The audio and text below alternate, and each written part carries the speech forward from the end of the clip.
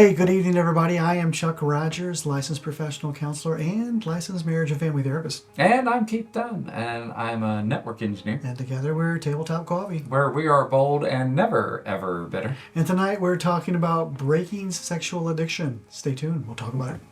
You know, recently we released a video with regard to the criteria for sexual addiction and got a lot of traction on that. Yeah, that was actually one of our best videos so far. It really was. And I was thinking about that, so I thought that maybe we would maybe spend some time talking about a technique for breaking sexual addiction. Okay, I think that would be great. Yeah. This was a client I saw probably more than a year ago, and he was doing a whole lot better and had started to kind of slide in some areas.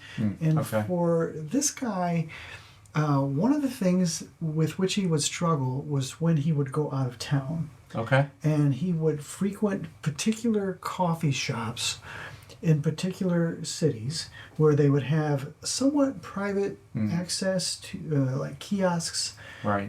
Where you could drink a beverage and use the internet. Yeah. And he would go there and he would begin to peruse various dating sites. Okay. A particular type of dating site for a particular type of person, and really get a huge dopamine hit from that. Okay. And we were talking about it, and he was doing much better than he did in the past. And he said, I slipped, I did this. He said, but I was only there for probably 3-4 minutes. Okay. And then I said, what happened? How did you not stay for longer than that? How did you not continue down that path with more minutes or hours or more viewings of sexual addictive material? How did you get out of there in 3 or 4 minutes this time? Right.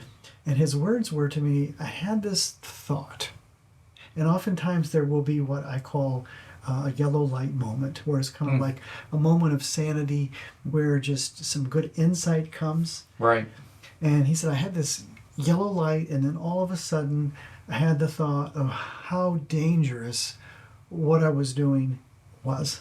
Mm-hmm. And he said, I haven't really gotten into trouble with it. It's caused some relational stressors. But he said, really, I've had no really bad outcomes from this. Okay. But he said, I was like, what if, somebody came up behind me that knew me?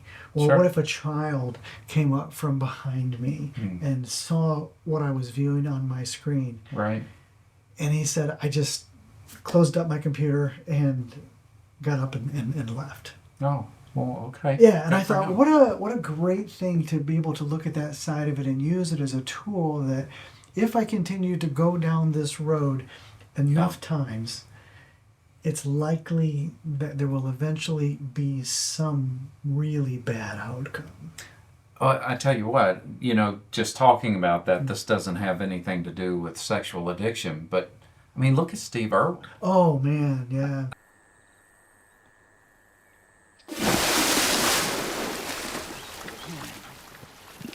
Through, and he would deal with all those poisonous snakes, and he would deal with alligators. Crocodiles.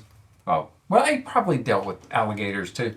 I'm not sure if I know the difference between the two, but he was around all of these animals that could just kill you, and then he was killed by something.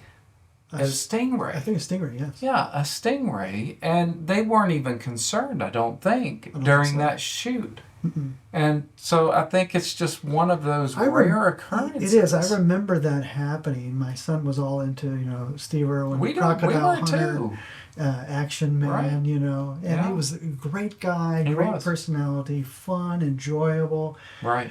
And we were talking about that incident with some friends of ours, Chris and Susan, and we were like, how in the world this happened? And Susan says, well, Chris and I have been talking about that. Okay. And she says, Chris said, Susan, it's not a mystery.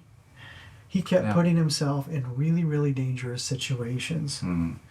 And eventually one of them got him, one that you wouldn't even think would get him. Yeah.